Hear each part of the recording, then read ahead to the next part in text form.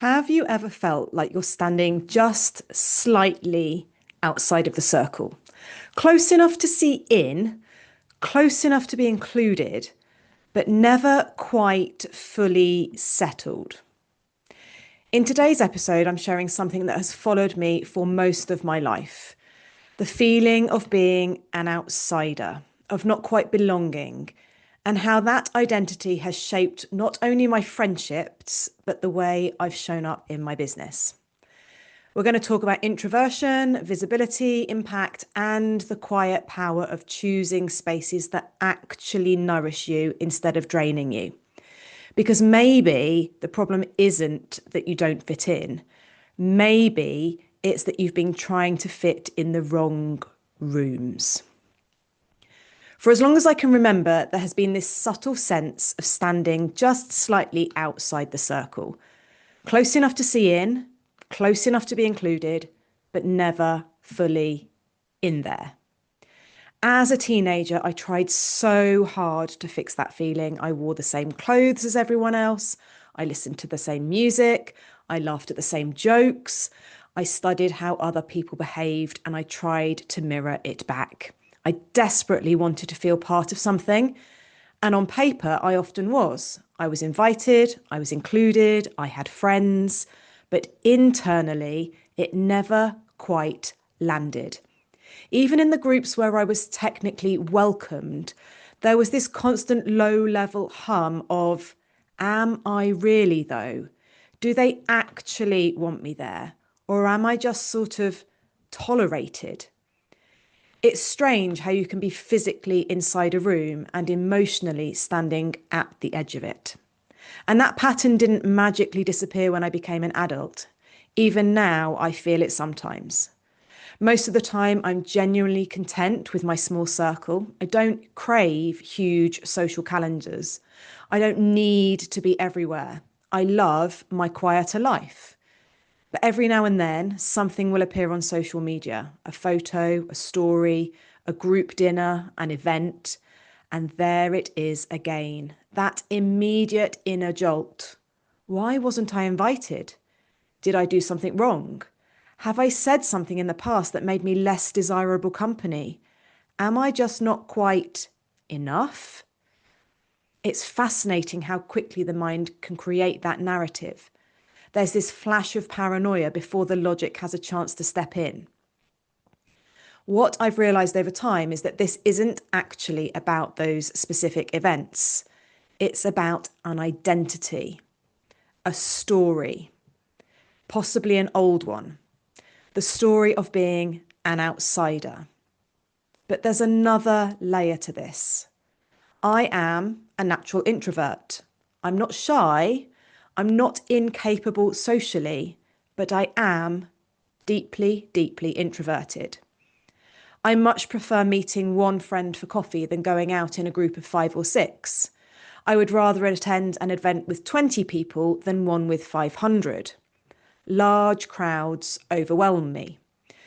All that energy in the room feels intense. I become hyper aware. I start observing instead of participating.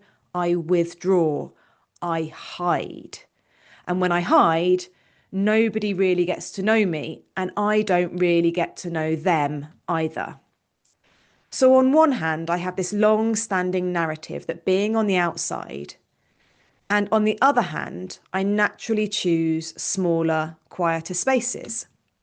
And for a long time, I saw that as a problem, especially in business, because we're told that growth requires visibility, that impact requires being everywhere, that success requires big rooms, big audiences, big noise. And if I'm honest, I've allowed my tendency to hide to limit me at times. I've held back from speaking at events because the room felt too big.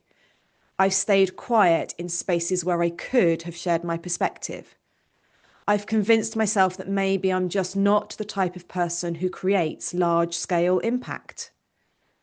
But here's what I've started to understand. The problem was never my introversion.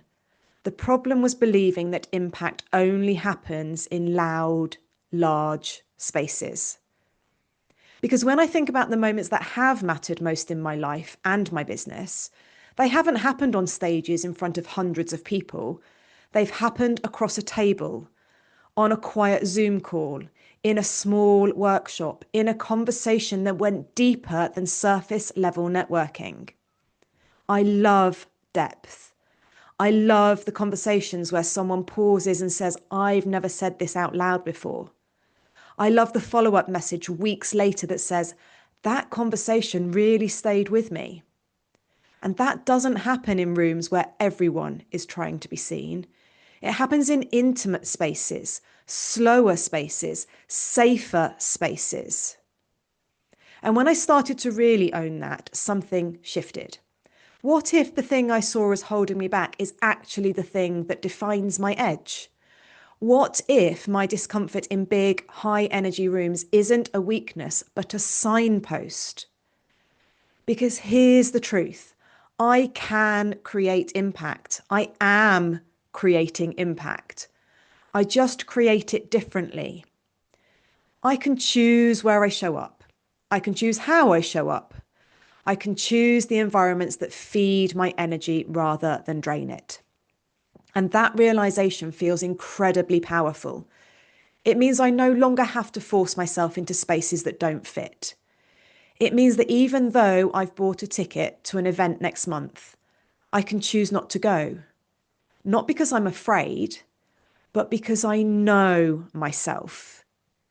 It means I can actively seek out those smaller events, intimate gatherings, mastermind style rooms, spaces where conversation matters more than performance, spaces where I don't have to compete for attention, spaces where depth is valued over volume.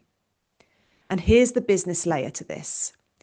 When I spend time in environments that align with my energy, my return on investment is higher. Not just financially, but energetically. I leave feeling expanded instead of depleted. I build relationships that actually last. I have conversations that lead to collaboration, to referrals, to clients who already trust me because they've connected properly. That kind of impact compounds. Whereas forcing myself into spaces that overwhelm me often results in me shrinking. And when I shrink, I don't share fully. I don't speak up. I don't let people see what I really think. And then I leave thinking, well, that was a waste. The biggest shift hasn't been in my personality. It's been in my permission. Permission to stop trying to be the person who thrives in massive rooms. Permission to stop interpreting every lack of invitation as rejection. Permission to curate my environment instead of reacting to it. Because belonging doesn't actually come from being invited everywhere. It comes from feeling at home in the spaces you choose. And sometimes being an outsider simply means you're selective. It means you value depth over noise. It means you don't dilute yourself to fit in. And perhaps the real work isn't becoming someone who belongs everywhere. Perhaps it's becoming someone who belongs deeply in the right places. If you've ever felt like you're on the edge of the circle, if you've ever questioned your visibility, your voice, your impact because you don't thrive in big, loud spaces, maybe the invitation isn't to change who you are. Maybe it's to design your life and your business around who you already are. Because when you do that, you stop chasing belonging and you start creating it.